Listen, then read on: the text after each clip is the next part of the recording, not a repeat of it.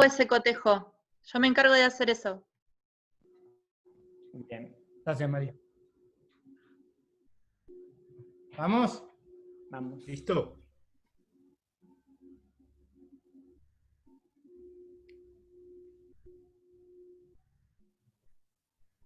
Recomiendo que les demás silenciemos nuestros micrófonos también. Sí, Yo no puedo, tengo que hablar ahora por eso. claro, César. Ok. ¿Vamos? Bueno, listo. Arranco, ¿eh? 1, 2, 3.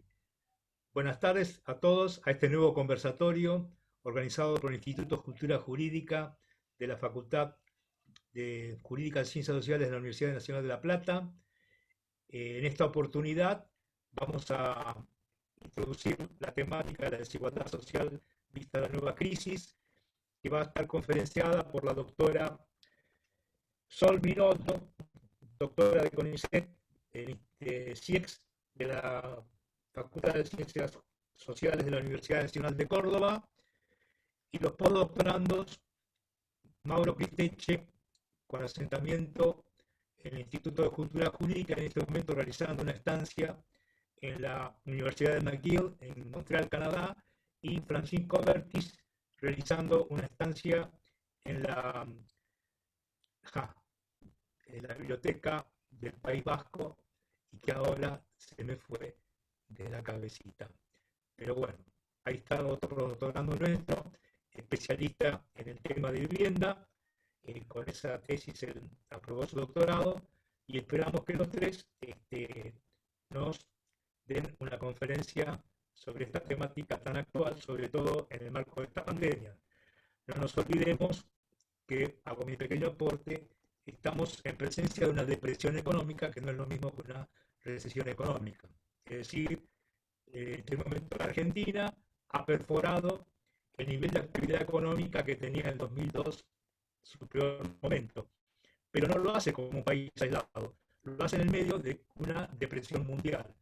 Las caídas de la actividad económica expresadas en el Producto Bruto a nivel mundial son brutales, causa de una disrupción como es la pandemia, que genera realmente una falla en todo el sistema económico capitalista. Por lo tanto, ahora abordamos a los exponentes. Muchas gracias por su asistencia.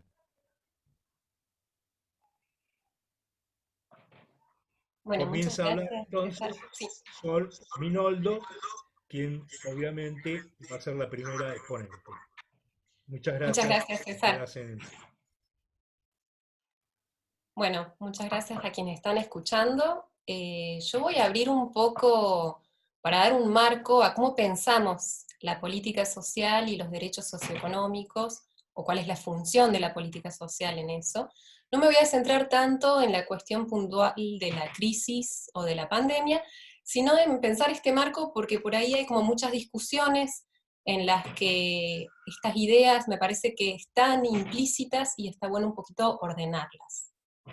Un poco el punto de partida de lo que hoy quiero conversar tiene que ver con que hace unos días vi como un colega concluía que la política social tenía un papel siempre secundario para lo que es el acceso a los ingresos y a los derechos socioeconómicos, y lo concluía luego de mirar una secuencia histórica de cómo evolucionaba el gasto social junto con la pobreza, ¿no? Él miraba en el largo plazo y veía que no siempre había una sensibilidad del indicador, digamos, de la evolución de la pobreza a lo que pasaba con el tamaño del gasto. En base a estas conclusiones, su perspectiva era que lo más conveniente era orientar todos los recursos disponibles en programas de empleo, ¿no? Porque el acceso a los derechos sociales solo se garantizaba genuinamente con el acceso al empleo. Y me parece que acá hay una discusión muy grande como punto de partida para pensar cualquier política. ¿Nos seguimos centrando en proteger el empleo, los ingresos en el empleo, o ampliamos un poco de paradigma y además, no digo que se deje de hacer obviamente, y además empezamos a pensar cuál es el potencial de lo que serían programas alternativos? Ahora, en el marco de la pandemia, apareció el ingreso familiar de emergencia, del que tengo entendido que va a hablar mi colega Mauro, que puso en disputa la importancia que pueden tener los programas de transferencias de ingreso. Hay que preguntarse qué pasa después de la pandemia con este tipo de políticas. Entonces, volviendo un poco a esta observación que había hecho mi colega, de que por un lado tenemos que el gasto social puede aumentar y por otro que la pobreza no siempre va a reducir, lo que yo me pregunto es si mirar a hacer este tipo de observaciones en el largo plazo, centrándonos en el tamaño del gasto, no es un poco mezclar cosas que pueden no tener nada que ver. Porque si bien el gasto social, digamos, mayor o menor, evidentemente va a ser diferente en cuanto a su impacto, eso no es todo lo que importa. Y acá, entonces, es el tema en el que me quiero centrar, y es que habría que correr el eje no tanto o no solamente al tamaño del gasto, sino a qué gasto, ¿no? A qué lógicas de estratificación de ese gasto y de focalización en el caso que sea focalizado o de universalización. Entonces, ahí es donde vamos a empezar a entender por qué hay consideraciones que son claves para que un gasto social idéntico, en términos de su tamaño, pueda tener impactos muy dispares. Entonces acá voy a ir repasando algunas de esas consideraciones, puntualmente 3. La primera consideración es, una de las claves para el impacto de una política social, en función del gasto que tenga, es el déficit de los propios ingresos previo a la aplicación de la política. Evidentemente, si hay una retracción del empleo o una precarización del empleo, el aumento del gasto podría ni siquiera neutralizar ese retroceso. Entonces, vamos a necesitar más gasto social para conseguir el mismo logro. Y cuanto mayor sea la inseguridad y desigualdad del acceso al ingreso, esto va a ser más relevante. Entonces, evidentemente, que hay cuestiones que son fundamentales en lo que hace a los niveles de informalidad, a los niveles de precarización laboral y de desempleo. Y eso interactúa con la política social, no es que no tenga nada que ver. Una segunda consideración sería que habría que ver cuánto del acceso al bienestar recae sobre el ingreso, ¿no? Vamos a necesitar más gasto social para el mismo logro, siempre que sobre ese ingreso en una política de transferencias de ingresos se carguen más cosas. Por ejemplo, si tenemos provisión pública de salud, si tenemos acceso gratuito a medicamentos, entonces el ingreso no tiene que destinarse parcialmente a eso. Cuanto mayor sea la gestión privada familiar de los cuidados, también ello va a implicar un diferencial en el impacto que podemos tener con una transferencia de ingresos. Lo mismo también podemos pensar con lo que refiere al déficit de vivienda, ¿no? No es lo mismo tener que pagar un alquiler o no. Entonces acá hay que pensar que las políticas de transferencia de ingresos no se pueden pensar aisladas, sino que son parte de una estructura de prestaciones y políticas sociales, y en las que hay que tener en cuenta cuánto está mercantilizado y depende de que tengamos un ingreso, y cuánto está provisto por el Estado o se puede avanzar en proveerlo de manera pública para garantizar el acceso. ¿Sí? Irle quitando quizás funciones a ese ingreso mercantil en lo que es el acceso al bienestar. Y una tercera consideración que me interesa particularmente porque está muy vinculada con lo que es mi trabajo de investigación, es que un mismo gasto puede tener impactos muy diferentes según cómo se distribuya, ¿no? Esto tiene que ver con las lógicas de estratificación, y en este punto lo que es clave es entender qué mecanismos operan en cuanto a cómo seleccionamos a quién le damos una transferencia de ingreso, qué condicionalidades, qué cosas tiene que cumplir si es que las tiene que cumplir, y qué pasa cuando estratificamos los montos de la protección, ¿sí? ¿Por qué son importantes estas cosas? Por ejemplo, el criterio de selectividad, cuando vamos a focalizar y elegimos a quién le damos, el objetivo puede ser justamente cubrir a aquellas personas que hoy no están protegidas y que tienen mayores necesidades, ¿no? El problema es que cuando la necesidad es algo así como una condición de selección, se generan algunos problemas que se conocen como trampa de la pobreza o trampa del desempleo, y que tienen que ver con que para lograr ir más allá de ese beneficio, de esa protección, como lo pierdo cuando dejo de tener esta situación de necesidad, tengo que cumplir como con una brecha muy grande entre mi situación actual y mi nueva situación, lo cual además puede terminar de alguna manera promoviendo que las personas, para no perder esos beneficios y poder juntarlos con otros ingresos, trabajan en la informalidad, ¿no? También son cosas que hay que tener en cuenta como externalidades de la política social, y eso es algo que, por ejemplo, cuando pensemos post-pandemia, el tema de transferencias de ingresos, hay que tenerlo muy en cuenta. El otro tema es esto de exigir que se cumplan condiciones, y acá el caso de las jubilaciones, de las asignaciones familiares y otros derechos sociales pueden ser un ejemplo muy claro, ¿no? Que tiene que ver con que para acceder a ciertas protecciones, uno necesita primero pertenecer al grupo de trabajadores regulados, es decir, tener un trabajo mercantil que además sea formal. Con lo cual, evidentemente, se va a terminar excluyendo a todas las personas que tienen trayectorias de inserción en el mercado de trabajo más vulnerable, y además a las personas que trabajan fuera del mercado, es decir, que trabajan, que hacen actividades útiles, pero no lo intercambian por una remuneración, ¿no?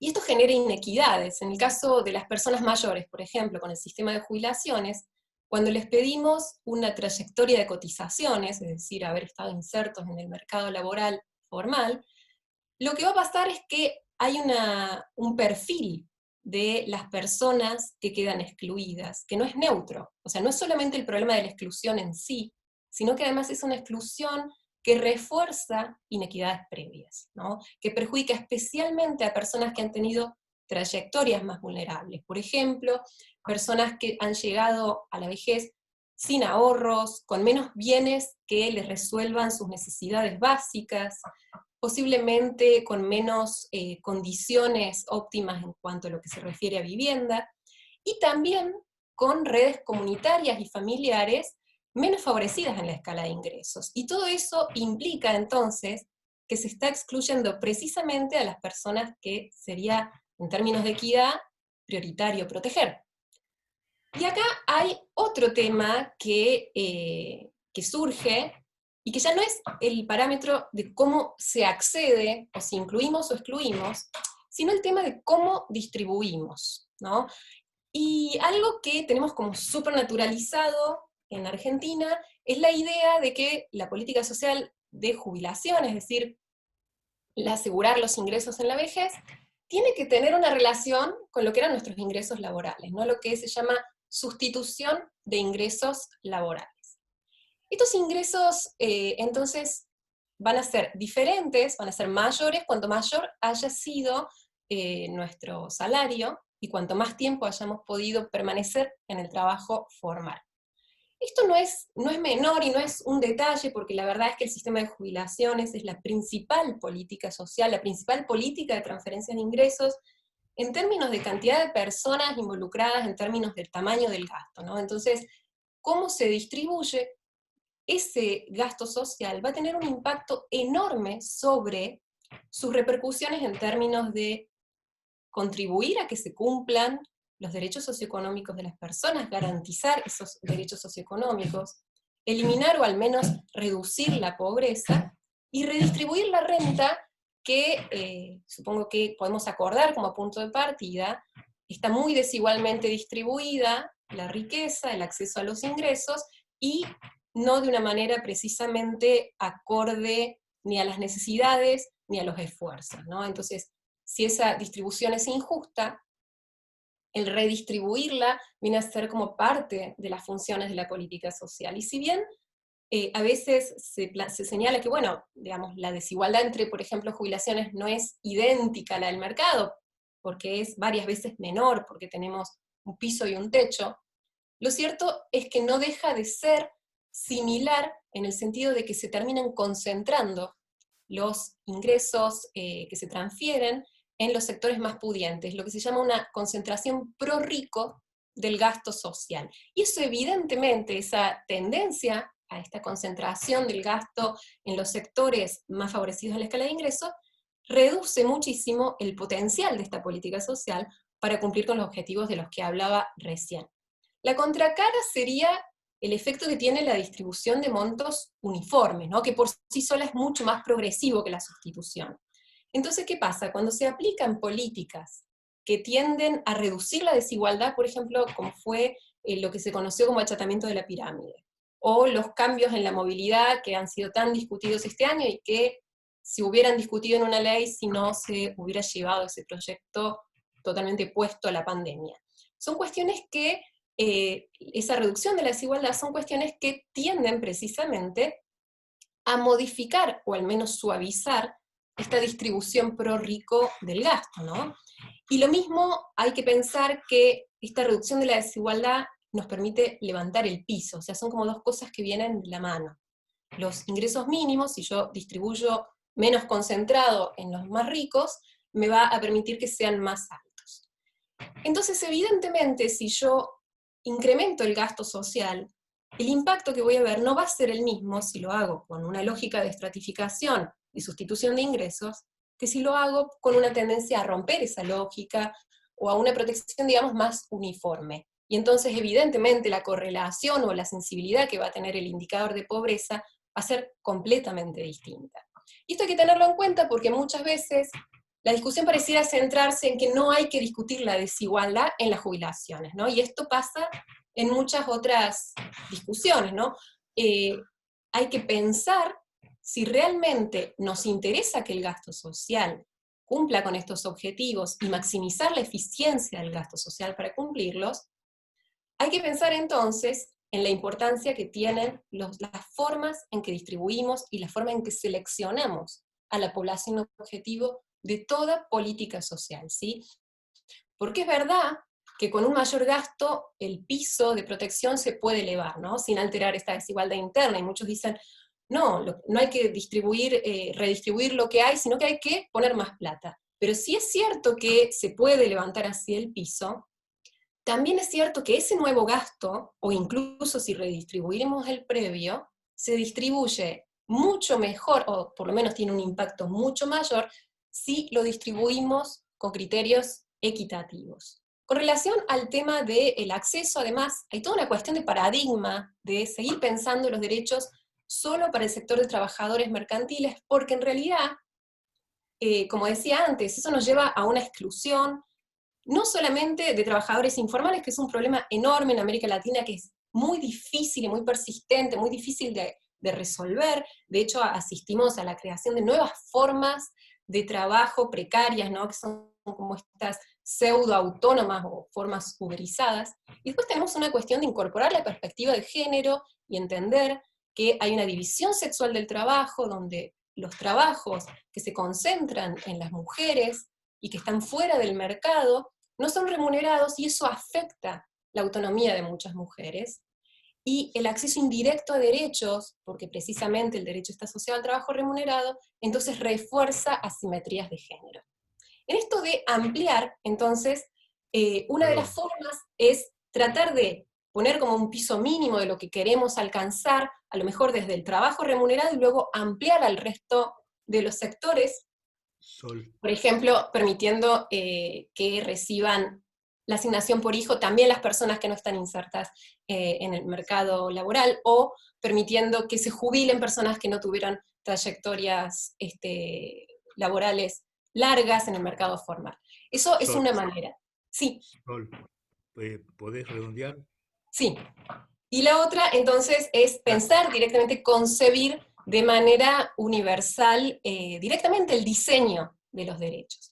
Un poco entonces, cerrando, yo pienso que muchas veces las discusiones se empantanan en sí se puede, porque los derechos adquiridos, porque las cuestiones jurídicas, y creo que lo primero que tenemos que discutir es cuál debe ser el perfil de las políticas, si es que realmente el objetivo es que tengan el mayor impacto posible en las inequidades y en los problemas de acceso a derechos socioeconómicos. Y una vez entonces que consensuamos como sociedad y políticamente que eso es relevante, buscaremos las estrategias para que tenga una seguridad jurídica, para que se haga sin afectar cuestiones que no debería afectar. Pero lo primero entonces es empezar a repensar este paradigma de los idearios meritocráticos o de los idearios de derechos totalmente limitados al trabajo formal, y también pensar que cualquier focalización y cualquier estratificación va a tener un impacto, que no podemos pensar solamente cuánto queremos gastar, sino que hay que discutir mucho más. Bueno, eso sería todo. Muchas gracias. Bueno, gracias, Sol. Ahora vas a continuar vos, Fran. ¿No? Mauro, ¿continúas vos? Hola. Sí, ahí me reconecté. Sí, continúo Bueno, yo. 16:28, Perfecto. ¿Me hora escuchan? Sí. argentina. La- eh, a las damas una cierta concesión. A Bien. ustedes ni perdón. Voy a tratar de cumplir con el tiempo. Bueno, buenas tardes a todas, a todos, a todes. Yo voy a hablar, me voy a referir a la situación de los sectores vulnerables durante la pandemia y específicamente al ingreso familiar de emergencia, que fue la política para tratar de ayudar a esos sectores, a los sectores informales y desocupados de la clase obrera. Pero antes de pasar al tema específicamente, me gustaría compartir uno o dos comentarios rápidamente sobre, más generales, ¿no? Sobre la situación que nos toca enfrentar. Eh, Claramente esta situación expuso con claridad las condiciones en que funciona el mercado laboral en Argentina, un mercado laboral fragmentado, en el que un sector muy extendido, digamos 40, 50, casi la mitad de la clase obrera, trabaja bajo relaciones informales, precarias, sin protección de las leyes laborales, sin protección de convenios colectivos de trabajo y fundamentalmente también con salarios muy bajos, que es un poco parte de lo que planteaba Sol recién, o directamente está desocupada. Es decir, que reproduce su vida en condiciones de alta vulnerabilidad. Y uno de los fenómenos que yo analizo y que analizamos desde el área para pensar los derechos socioeconómicos en Argentina es precisamente el vínculo que existe entre un proceso que arranca a mediados de la década del 70, un proceso de deterioro del mercado laboral, que si bien tiene momentos de recupero, uno muy claro fue en el periodo post-crisis de 2001 hasta el final de la primera década, pero que claramente muestra una tendencia de deterioro que se expresa en la caída de los salarios, que se expresa en el crecimiento de las relaciones informales, en el subempleo, en las dificultades de la economía para generar empleo de calidad. Y por otro lado, lo que observamos es una expansión de las políticas sociales y del gasto social, pero sobre todo a partir de la década del 90, uno podría decir obviamente que es un fenómeno complejo, pero digamos a partir de la década, finales de la década del 80, principios de la década del 90, pero sobre todo con mayor fuerza luego de la crisis del 2001, la expansión de las políticas para los sectores informales.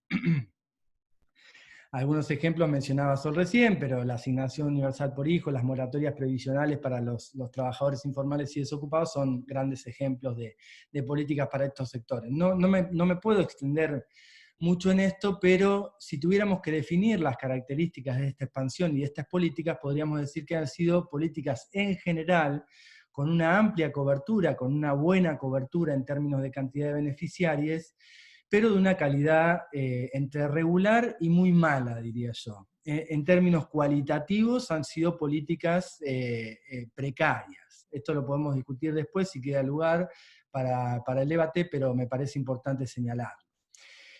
Y esa no es la única, pero es una de las razones que explican los niveles sostenidos de pobreza en las últimas décadas, es decir, por un lado, un sector informal percibiendo salarios bajos y que incluso recibiendo algún tipo de ayuda estatal sigue estancada, ¿sí? o está estancada o le cuesta mucho salir de ese 30, 35, en ocasiones 40 o a veces más de pobreza que tenemos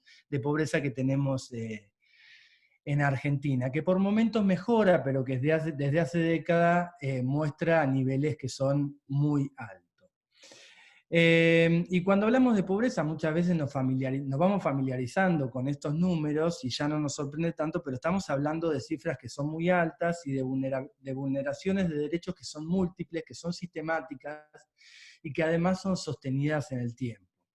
Y me parece que este proceso de tendencia al deterioro de las condiciones laborales por un lado y de expansión de las políticas para los sectores informales por otro, es fundamental para analizar y entender la forma y el contenido que van tomando los derechos socioeconómicos en Argentina. Y bueno, antes de entrar en el análisis más específico del ingreso familiar de emergencia,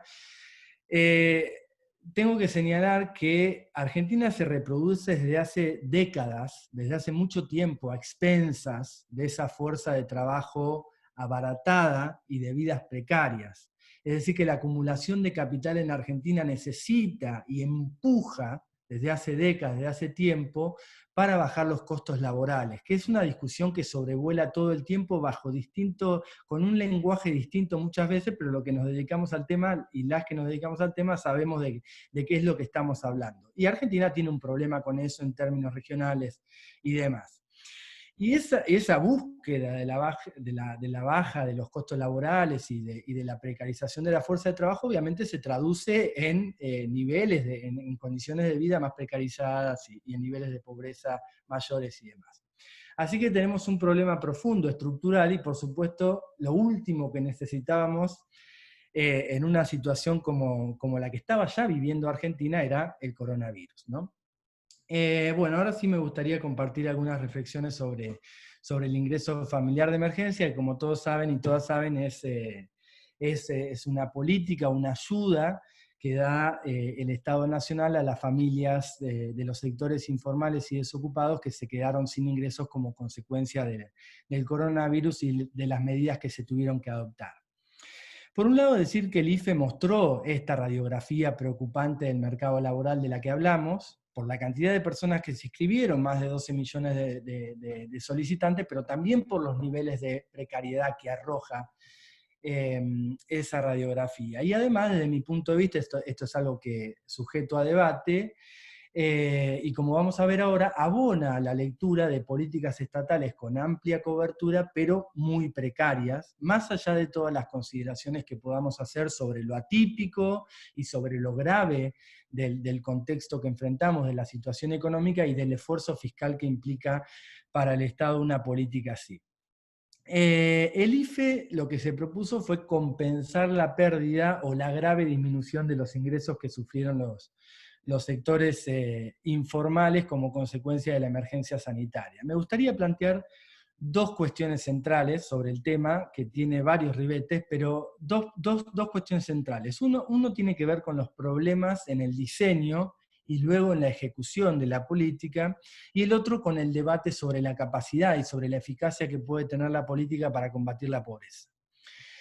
En cuanto al primer punto, los problemas de diseño y ejecución, se establecieron ciertas condiciones, ciertos requisitos que implicaron el rechazo de alrededor de 4 millones de familias, que después fueron menos, entre 3 millones y medio de familias o mejor dicho, de solicitantes que fueron rechazadas. La primera condición tiene que ver con el criterio de un beneficio por hogar, que desde mi punto de vista es un criterio que ya expresa la precariedad con la que fue diseñada la política.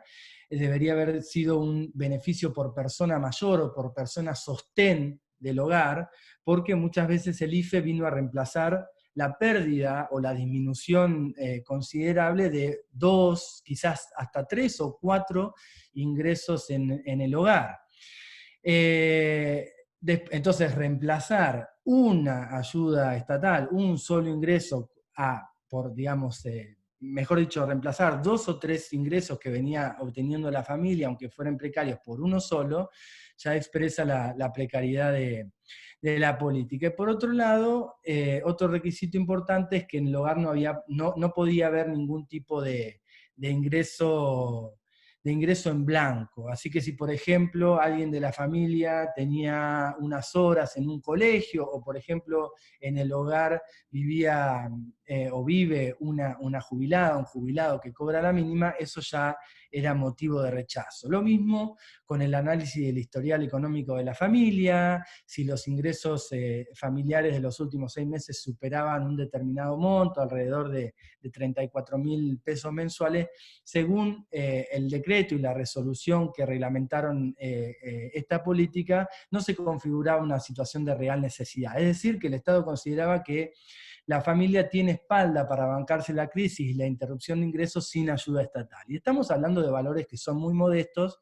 o de pobreza en un cuadro de paralización de la economía que afecta sobre todo la situación laboral de estos sectores. Y tampoco, bien, hay otros requisitos que que son limitantes o inclusive discriminatorios, como por ejemplo no permitir que perceptores de planes sociales o de seguro de desempleo puedan solicitar el beneficio, cuando todos sabemos que quienes reciben un seguro de desempleo, por ejemplo, necesitan de complementar esa ayuda con otros ingresos, porque obviamente no se puede mantener una familia con esa ayuda, o por ejemplo, la gran mayoría de los inmigrantes no pudieron solicitarlo por no cumplir el requisito de la residencia, y también están entre los sectores más vulnerables.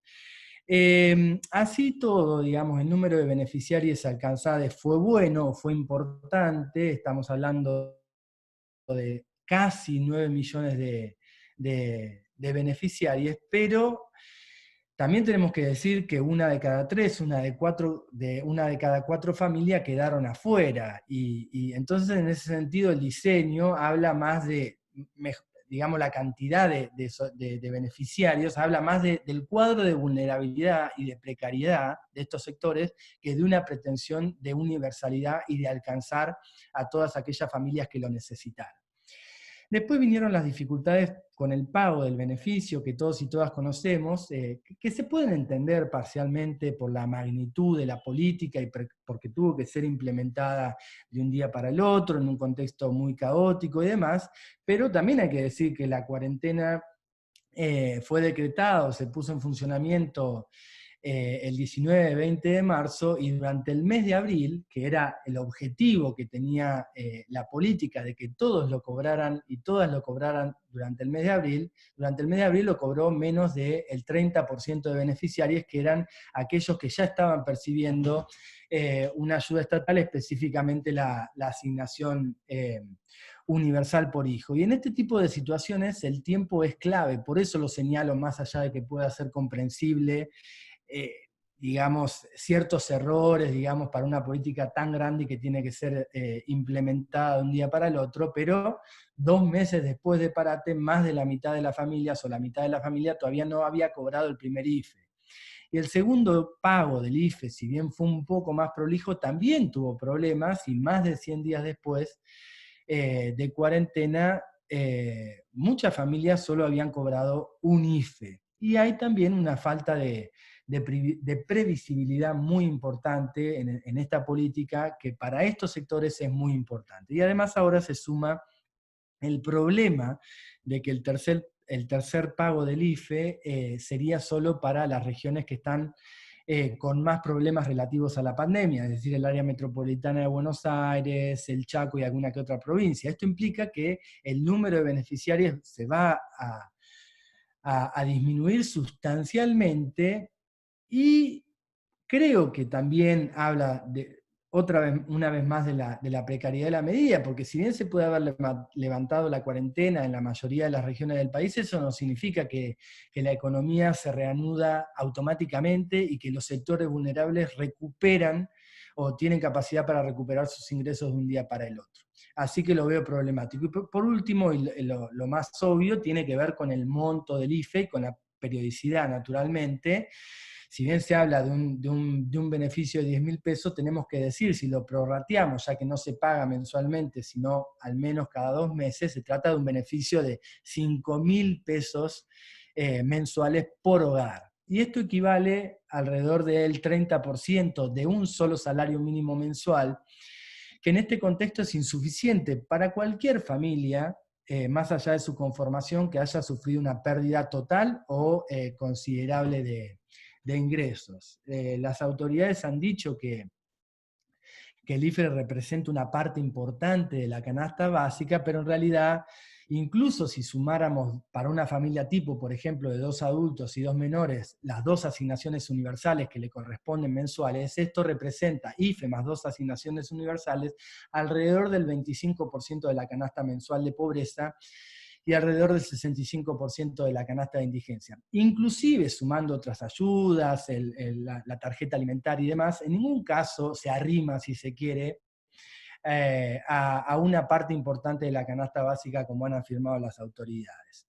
Y esto nos lleva al segundo aspecto, que es cuál es la potencialidad que tiene el IFE para combatir la expansión y la profundización de la pobreza, las autoridades responsables de la política, del Ministerio de Economía y de ANSES, han insistido en conferencias y a través de informes oficiales que el IFE es una herramienta efectiva para contener la pobreza, la indigencia y evitar que se amplíen las brechas de desigualdad.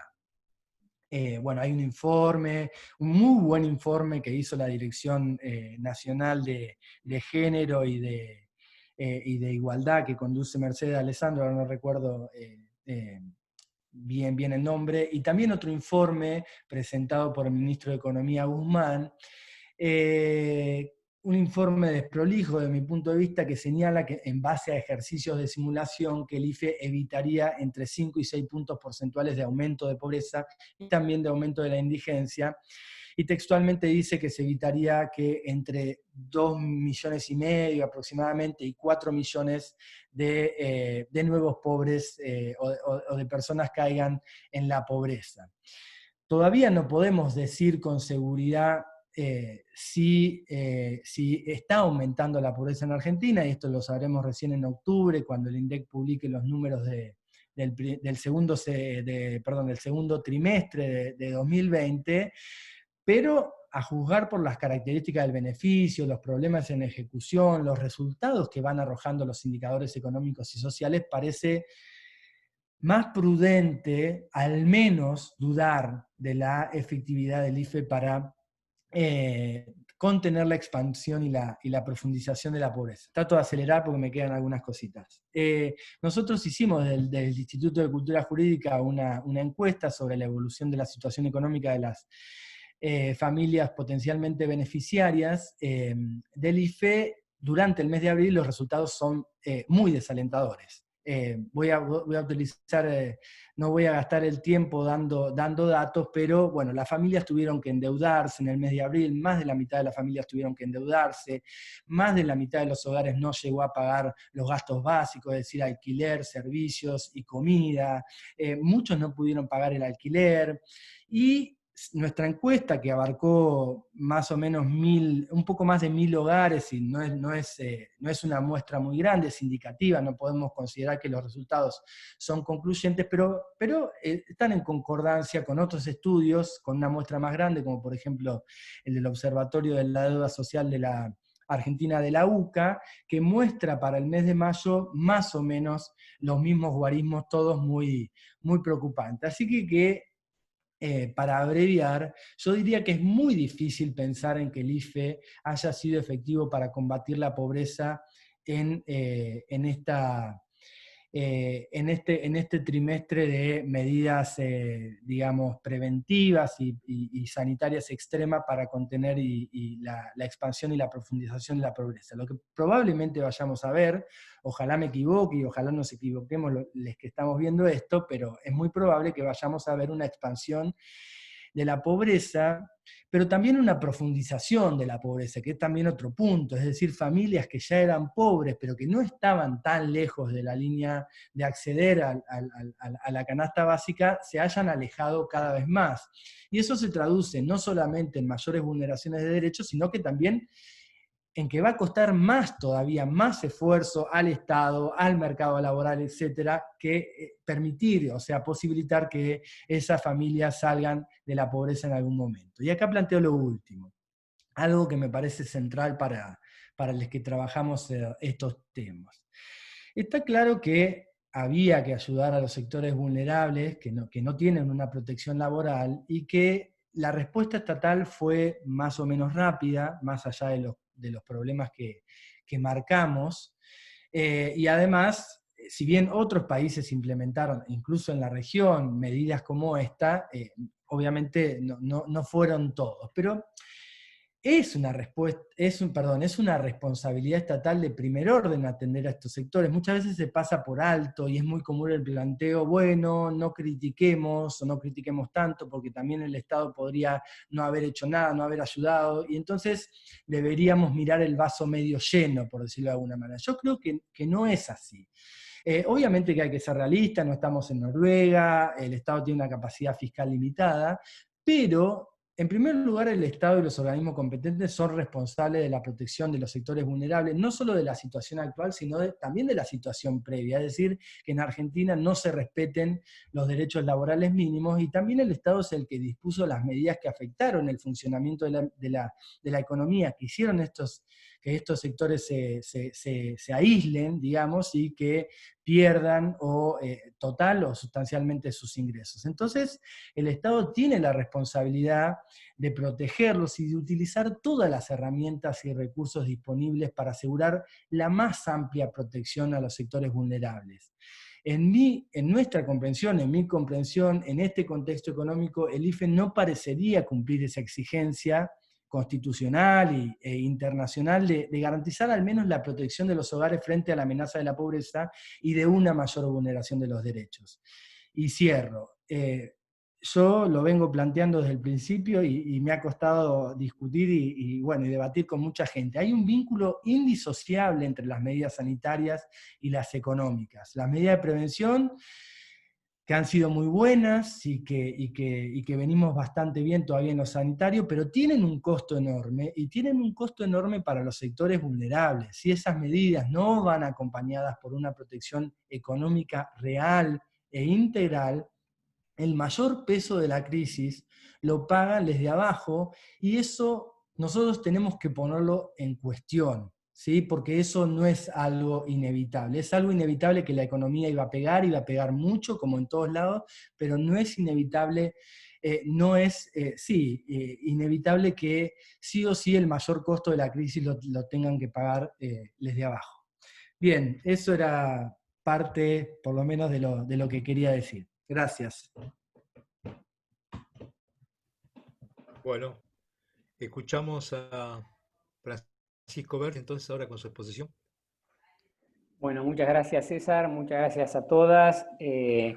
Bueno, en primer lugar aclarar que no soy especialista en el tema de villas y asentamientos.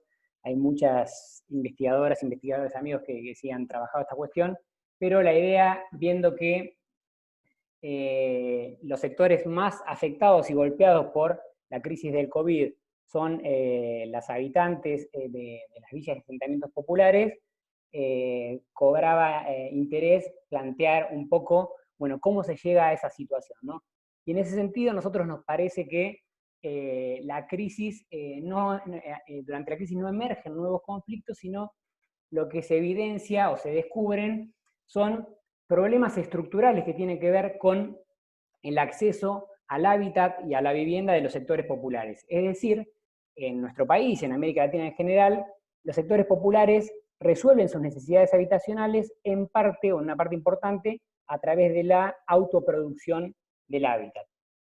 Esto da lugar a una serie de problemas estructurales que en términos del lenguaje jurídico se ve como el incumplimiento de derechos, ¿no? Bueno, no se están vulnerando el derecho a la vivienda, y en algunos casos la conceptualización se plantea desde el derecho a la ciudad con una perspectiva más amplia, que si quieren después podemos detenernos un momento.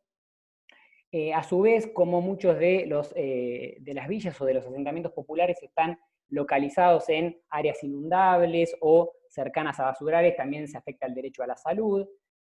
También en el sentido de la localización periférica, los excluye o dificulta el acceso a la educación y también a los centros de salud. Bueno, ahora se ve muy claramente con el tema de la virtualización de la educación, la conectividad a Internet. Bueno, hay un conjunto de derechos que están siendo afectados que tienen que ver con estas características estructurales del acceso desde los sectores populares al espacio urbano en general. Entonces, a nosotros nos gusta llamarlo no tanto desde la perspectiva del derecho, sino, bueno, cuáles son las condiciones concretas de acceso a la vivienda y a los bienes que conforman la vida urbana de parte de la población. Y en este sentido, vale aclarar que en nuestras sociedades el acceso a la vivienda y a la vida urbana en general se realiza a través de formas mercantiles capitalistas. O sea, no solamente el acceso, sino que la producción, la circulación y el consumo de estos bienes están totalmente mercantilizados. Eso ha generado un problema del acceso de los sectores que viven del trabajo desde sus inicios en incluso en los países centrales europeos.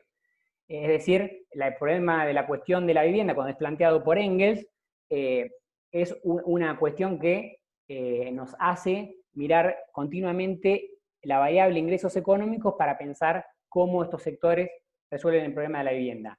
Una segunda cuestión que tiene que ver con que la vivienda es central para la reproducción social de la población, y en este sentido también para la reproducción de la fuerza de trabajo. Eso generó que en la posguerra, en algunos países centrales europeos, gran parte de la problemática haya sido resuelta con una intervención fuerte del Estado que captó ingresos sociales de las rentas y de las ganancias para redistribuirlos y generar lo que se define como proceso de desmercantilización estatal tanto del consumo como de la producción de la vivienda, ¿no? Esto no quiere decir que se realiza por fuera del mercado, sino que el Estado interviene y en todo caso tanto la producción o el consumo no se rige por reglas estrictamente mercantiles, ¿no? Eso, hay un control de precio, un subsidio, etc. Eso en América Latina no sucedió, sino que esta contradicción en general se resolvió a través de los procesos de autoproducción popular, es decir, los mismos pobladores, a partir de un aporte de su fuerza de trabajo y combinando un conjunto de ayudas familiares, mecanismos de reciprocidad y solidaridad, ahorro previo, la contratación de parte de la fuerza de trabajo, pero bueno, se encargaron de gestionar el acceso al suelo, en general, no siguiendo todos los requisitos legales, es decir, hay un acceso informal, por eso también se conoce como urbanización informal, incluso en algunos casos ilegal, se ha definido. Eso en relación a la ocupación de la tierra, y después ese proceso de producción de vivienda con estas características es realizado y con posterioridad se produce la cobertura de los servicios urbanos, ¿no? De los servicios de red, como puede ser agua potable, o agua, mejor dicho, de red, energía eléctrica, gas natural, cloacas, pavimentos, etc. Bueno, entonces algunos autores han definido como un proceso de urbanización inversa, ¿no? ¿Qué es esto? Bueno, primero se ocupa y después se traen los servicios. Totalmente contrario a la idea de la planificación urbana y del modelo higienista. Bien, entonces, para pensar en esto, decimos, bueno, el COVID lo que pone de manifiesto son estas problemáticas que en Argentina, particularmente, no fueron definidas desde hace mucho tiempo como urbanizaciones informales o ilegales, solamente, o en parte, o un factor importante a tener en cuenta, es que la legislación que exigía las condiciones de cobertura de servicios era muy flexible. Entonces, procesos que en otros países eran clasificados como informales o ilegales, en Argentina no lo eran. Esto explica el proceso de conformación del conurbano en Argentina, bueno, en el conurbano de Buenos Aires, con una serie de procesos de loteos baratos y el acceso y la construcción del hábitat dilatado en el tiempo. Esto fue así hasta el decreto de ley 8912 del año 77, que al establecer una serie de regulaciones, lo que hizo fue frenó la subdivisión y la venta de lotes, pero al mismo tiempo, esto para evitar la especulación inmobiliaria, incluso fue muy criticado por los empresarios inmobiliarios del momento, pero también al no pensar o establecer otros mecanismos de acceso de los sectores populares, neutralizó o dificultó el acceso de estos sectores al hábitat, agregando problemas dominiales a los problemas urbano-ambientales existentes. Bien, entonces el derecho vemos que empieza a jugar de acuerdo a cómo clasifica determinados procesos en el proceso de urbanización. Entonces, algunos datos para tener en cuenta es, bueno, ¿cómo hacemos para analizar el peso que tienen la urbanización popular en nuestro país? En ese sentido, cuando hablamos de urbanización popular, estamos hablando de villas y asentamientos. Después hay otras modalidades que combinan distintas formas. Si quieren, después también nos podemos explayar más sobre ello, pero es algo bastante trabajado. Esto se puede medir con el déficit habitacional del censo, que en general en Argentina ronda los 3 millones de hogares, y donde 2/3 de esos 3 millones tienen cuestiones de déficit cuantitativo, que quiere decir que son viviendas que tienen algún problema de infraestructura, pero que son irrecuperables. Y por otro lado, perdón, ese es 1/3, y los 2/3 de déficit cualitativo. Son viviendas que son recuperables, que lo que tienen es problemas de infraestructura, o sea que se pueden refaccionar, o en todo caso hacinamiento por cuarto. Entonces, una ampliación de la vivienda resolvería el problema. Esto es muy importante porque siempre cuando se analiza cómo resolver el déficit habitacional, se piensa en construir más viviendas, ¿no? Y esto ha sido una constante, que hay otras medidas como puede ser la refacción, el mejoramiento y la ampliación, y a su vez también otras medidas que, por ejemplo, establecer mecanismos de presión impositiva sobre la vivienda ociosa o vacía para ponerla en el mercado.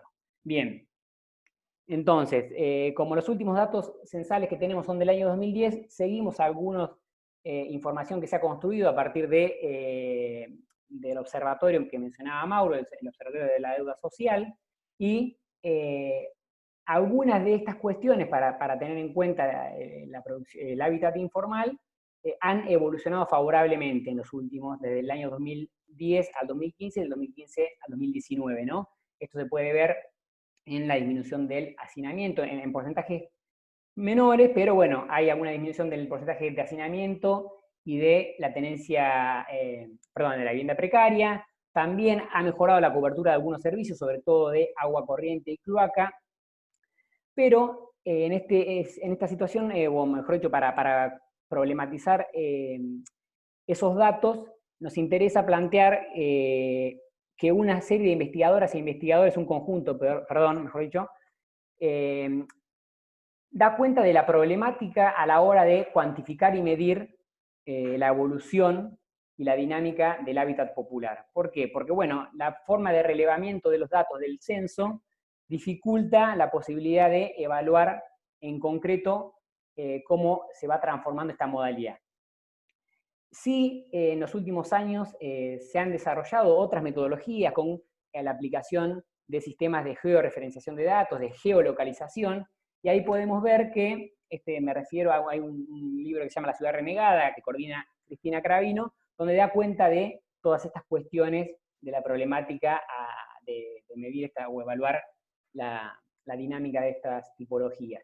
Pero da cuenta que, por ejemplo, en el AMBA, en el área metropolitana de Buenos Aires, desde el año 2006 al 2015, ha habido un aumento de villas y asentamientos, tanto en la ciudad autónoma de Buenos Aires, que ha duplicado esta tipología de hábitat, y en el caso del conurbano ha crecido por arriba del 20%.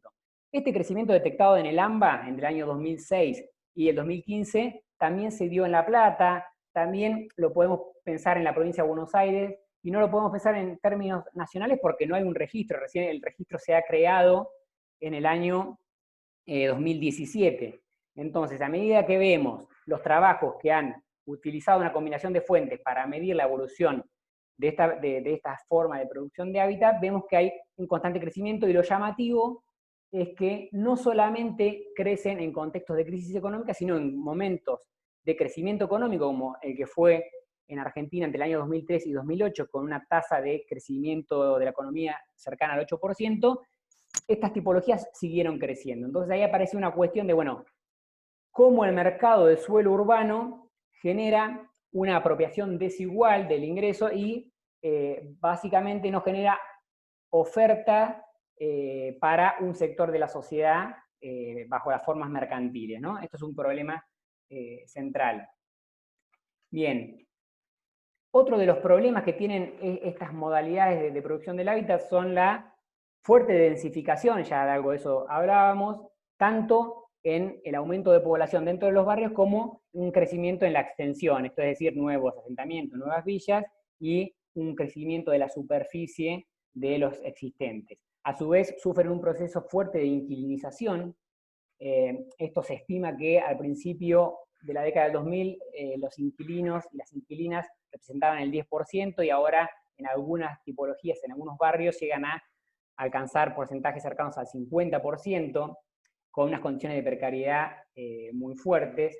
A su vez, un proceso de estigmatización. Acá los medios de comunicación, incluso recurriendo al derecho o argumentos jurídicos, clasifican estas modalidades bajo la figura de usurpación como si fuera un delito, sin desarrollar una investigación a ver si se configuró el tipo penal, etcétera, sino que el solo hecho de un acceso que no ha seguido todos los requisitos legales se ha clasificado como una usurpación, cosa que el derecho penal no podría realizar.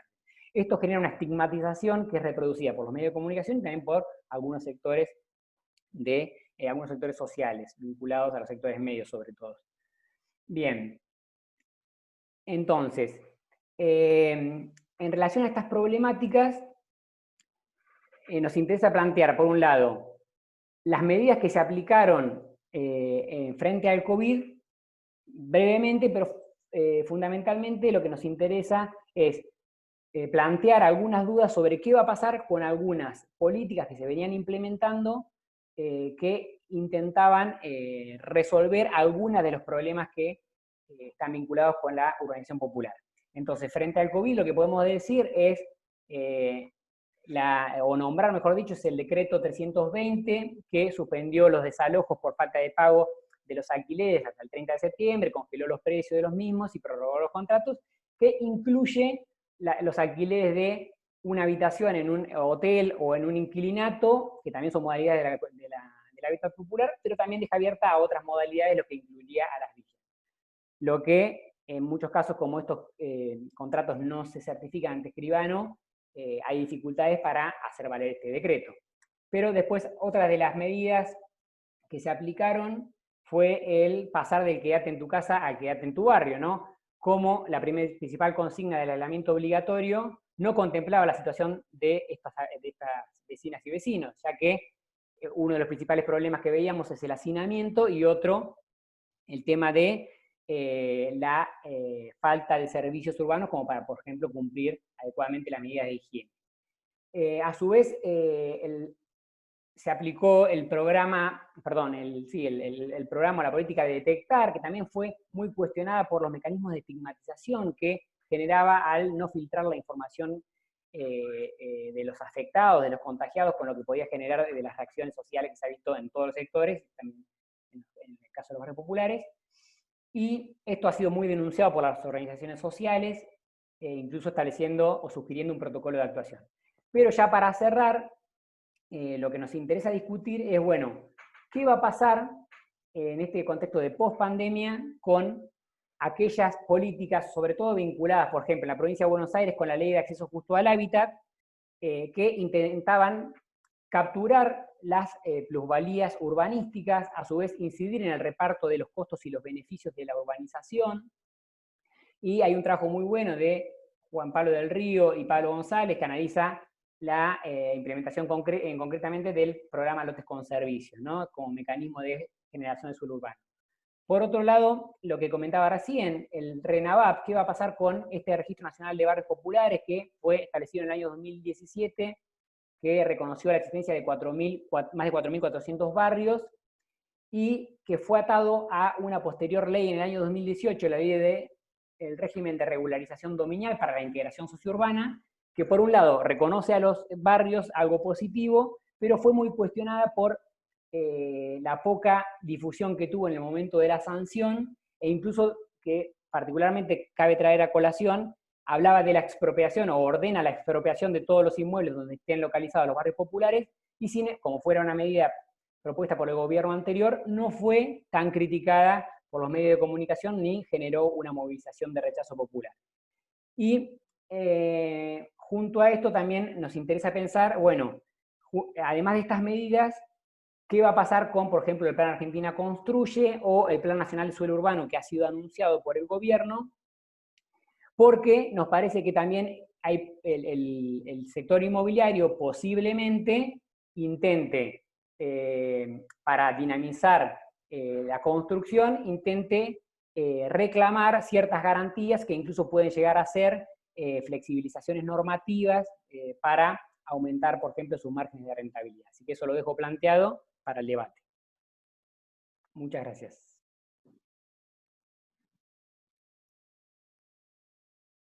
César. Muchas gracias, Hernán. De nada. No sé cómo quieren proceder ahora, darle curso a alguna pregunta o algún redondeo de ustedes. Sí, César, perdón que me meta.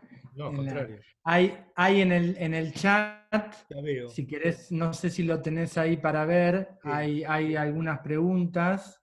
A mí me pasaron por mail 2 preguntas, y una para Fran, una para Sol, y luego Manuel hace en general 2 o 3 preguntas, Manuel Mayán. Así que si les parece, podemos hacer una segunda ronda relativamente breve, con las preguntas que están planteadas ahí en el chat, de unos 5 minutos o algo por el estilo, y cerramos. Bueno, la primera pregunta es para Fran, ¿no? Sí, si quieren, sí, es para Fran. Si quieren respetamos el orden o puede comenzar la segunda ronda Fran, como prefieran. Me da igual, si querés empezar Mauro vos y después hacemos la misma ronda y yo contesto la pregunta hacia el final. Bueno, entonces Sol intervendría. Bueno, dale. Tomo la palabra entonces. Vi que me preguntaban si estaba de acuerdo con la implementación de un ingreso universal en Argentina. Bueno, yo creo que lo primero es distinguir que muchas veces se habla de ingreso universal de cosas que no son ingresos universales, ¿no? Por ejemplo, se habla de que se estableció un ingreso universal en España. Bueno, distingamos. Pensar un ingreso que tiene el objetivo de universalizar el acceso al ingreso es distinto a un ingreso universal. ¿En qué es distinto?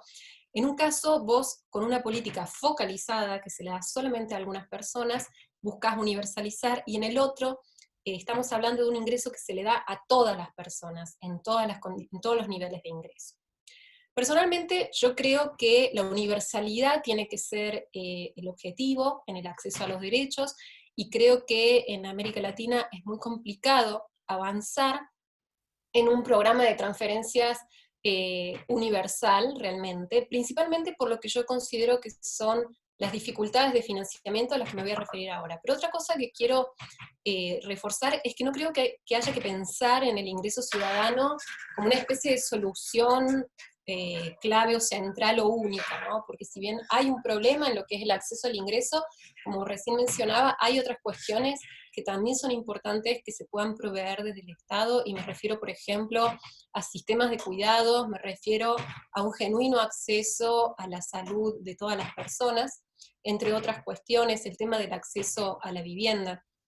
Entonces creo que hay que pensarlo todo en el marco de un paradigma donde busquemos garantizar derechos socioeconómicos a todas las personas. Ahora, puntualmente la cuestión esta del ingreso universal, que sería una transferencia idéntica de dinero para absolutamente todas las personas, creo que tiene potenciales, ¿no? Tiene, por ejemplo, el potencial de que su impacto en términos de redistribución, al ser un monto uniforme, podría ser muy alto, teniendo como un peso mayor en los sectores de más bajos ingresos.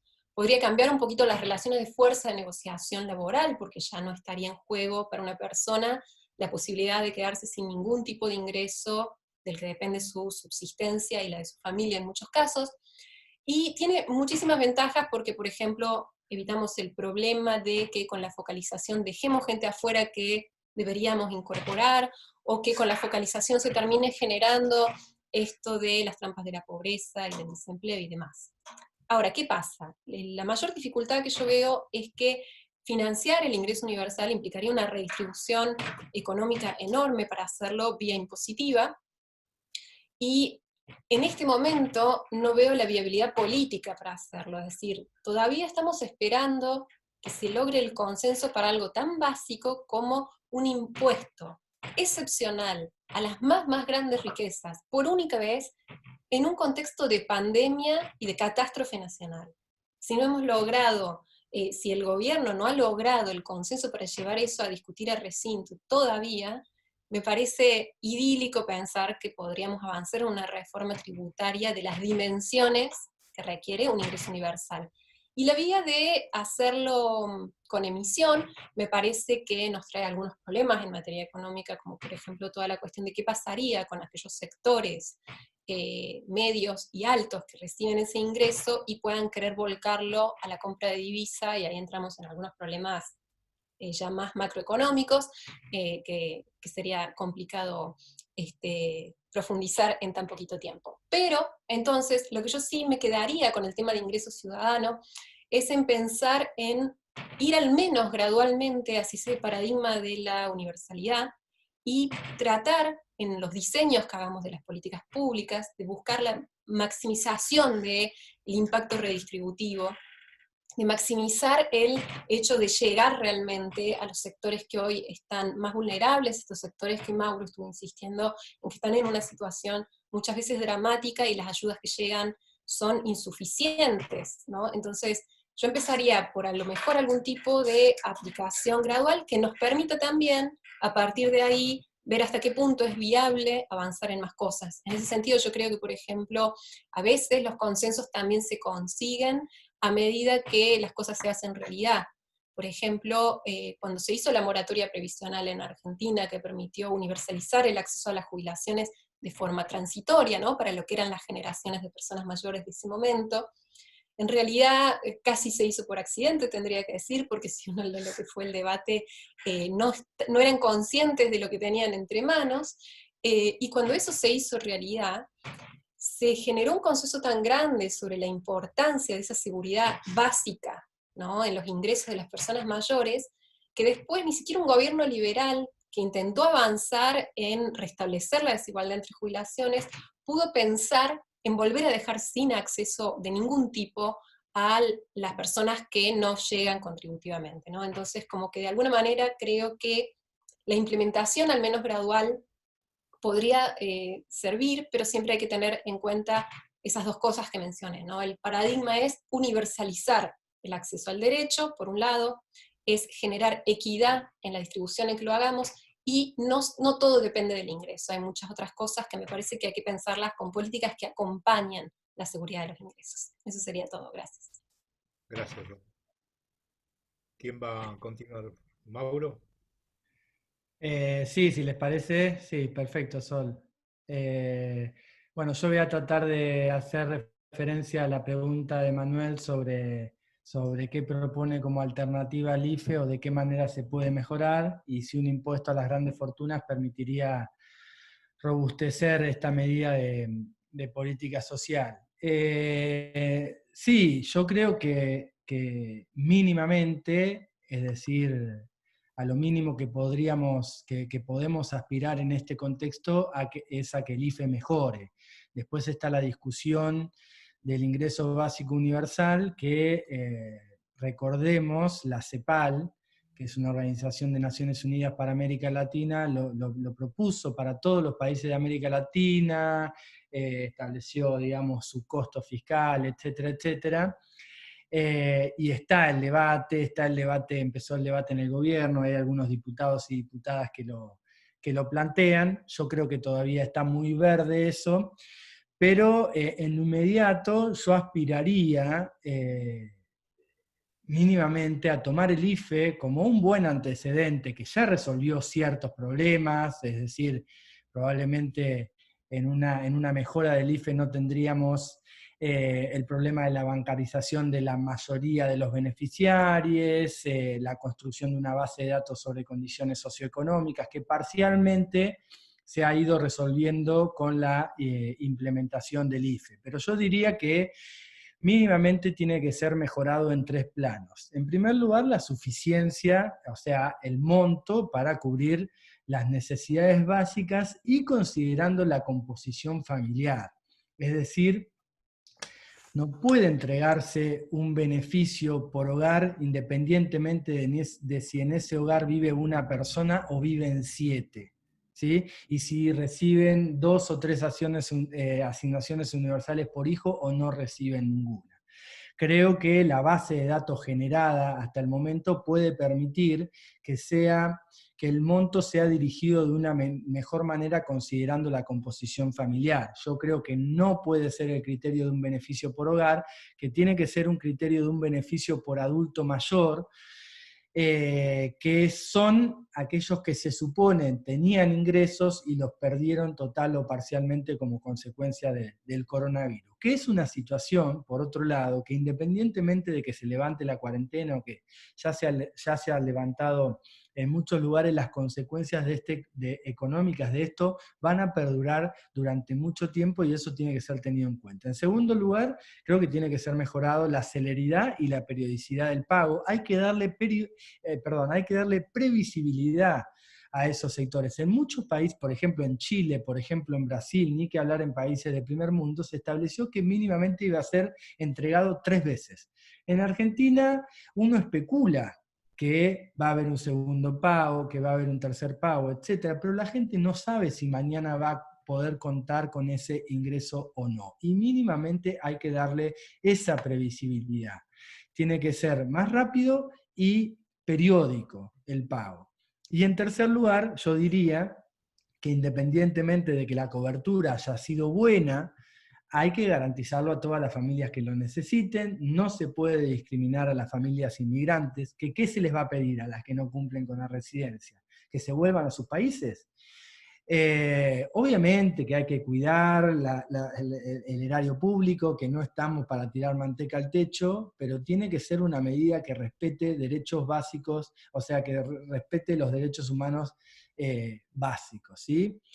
Entonces yo diría que algo, yo diría realista, es que se plantee de acá en lo inmediato que el IFE va a ser entregado por un periodo de tiempo, digamos, por ejemplo, por 3 meses, en julio, en agosto, en septiembre, ¿sí? Que la gente ya tenga esa previsibilidad, que va a ser otorgado a cada adulto mayor que viva en ese hogar, ¿sí? En ese hogar beneficiario, y que en todo caso se permita una ampliación de la base de beneficiarios en función de las necesidades de las familias. Por supuesto que hay que establecer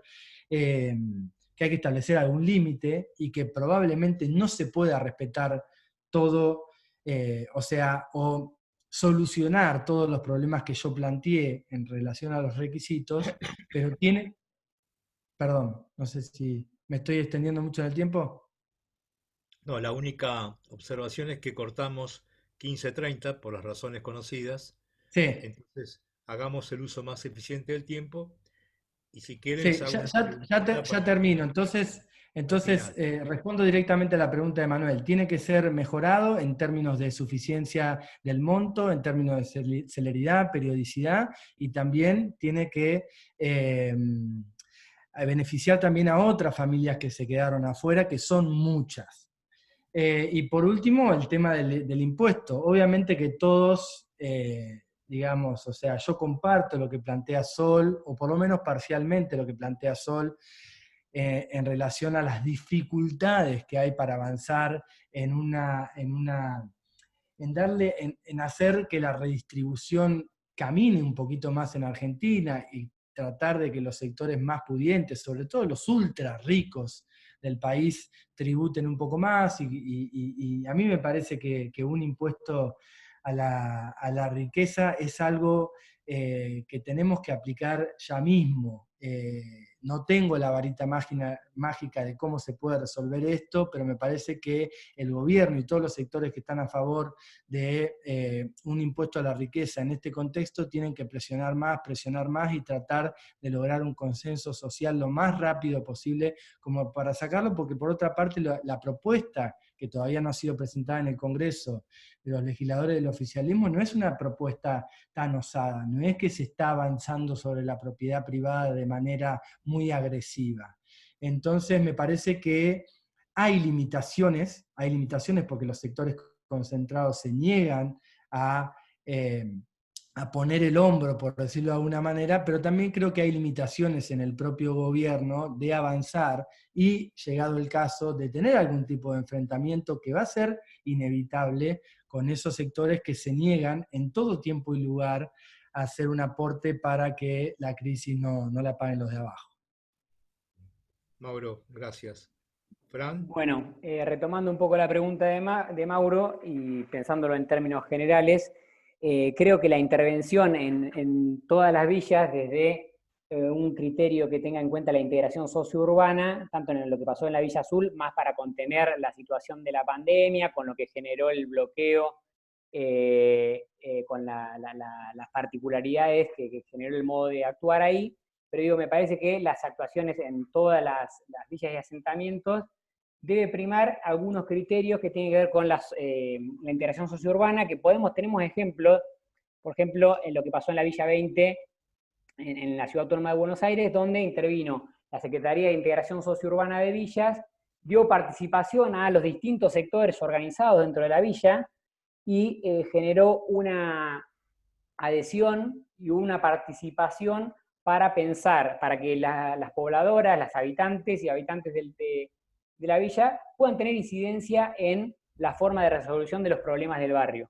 Porque acá creo que algo que no dije y me parece muy importante, por ejemplo, yo saludo que como titular de la Secretaría de Integración Sociourbana del Ministerio de Desarrollo Territorial y Hábitat hayan designado a Fernanda Miño, una mujer que ha nacido en una villa, conoce la problemática y es una militante social de ese espacio, ¿no? Entonces, me parece que tanto desde la academia como de la política hay ciertos resquemores a tomarnos en serio la cuestión de que los sectores populares tienen saberes, tienen experiencias y pueden aportar en la resolución de las problemáticas.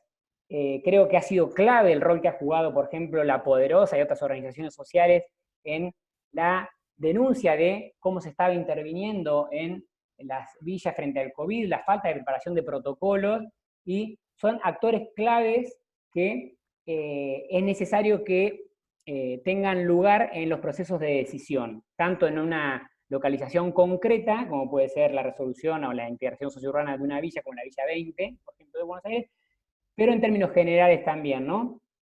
¿Por qué? Porque es clave, creo que no es lo mismo, más allá de la riqueza que puede tener un análisis de una situación de incumplimiento de derechos, de desigualdades sociales, a vivir en concreto, en la práctica, esos padecimientos, ¿no? El otro día en una charla que organizamos participaba un compañero de La Poderosa y la realidad que contaba en relación al incumplimiento de todos los derechos era un actor que tenía un conocimiento de cómo funciona su lugar, su barrio, y por lo tanto qué cosas funcionan mal y cómo se pueden mejorar, que es necesario que tengan un rol clave en estos procesos.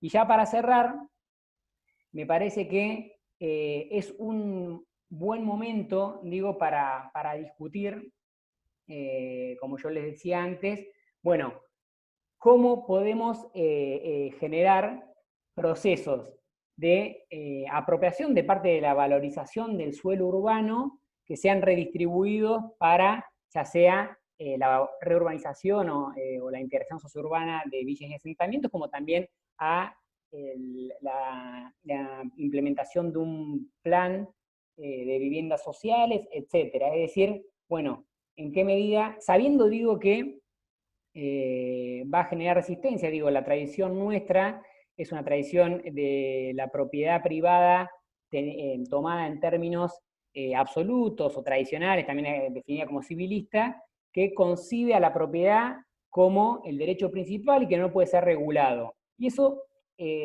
contra la reglamentación administrativa que ha existido desde siempre. Entonces, cada vez que se discute sobre la posibilidad de apropiarse de parte de, no sé, por ejemplo, el crecimiento extraordinario de los precios, o sea, de la renta urbana, emergen una serie de resistencias. Entonces me parece que el desafío es construir una alianza entre sectores, entre los distintos grupos sociales, clases que son las perjudicadas en el proceso de urbanización, para generar un escenario a favor de este tipo de medidas que ya se han venido, que ya se están implementando para fortalecerlas. Bueno, entonces, ¿terminaste, Fran? Sí, muchas gracias. Bueno, agradecerle sobremanera a todos los participantes. A mí particularmente me han dejado muchos interrogantes. En el caso de Sol, su caracterización de redistribución, distribución del ingreso, que para la lectura de la economía política tiene un rollo muy alto, y sobre todo en este momento, es decir, complementado por lo de Mauro sobre la eficiencia de la focalización y la cuestión de Mauro sobre la renta inmobiliaria que la hemos discutido muchas veces. El panorama que se viene, esto hoy no salió mucho, valdría la pena que organizaran otro. La salida de la pandemia va a mostrar un panorama atroz para la clase trabajadora unidireccionalmente. le esperan 300 millones de desocupados nuevos que van a influir sobre el nivel de salario real. Entonces, el gasto que va a poder hacer el Estado después de negociar la deuda externa va a ser todavía mucho más limitado. Bueno, les tiro este final positivo para que ustedes se sientan motivados a organizar otra ronda, y inmensamente agradecido en nombre del Instituto de Cultura Jurídica para tenerlos otra vez presentes. Y muchas gracias a todos los participantes, que le dejamos abierta la puerta para los siguientes conversatorios que organice el Instituto. Muchas gracias y buenas tardes. Gracias. Gracias a todos y a todas. Gracias a todas. Chao.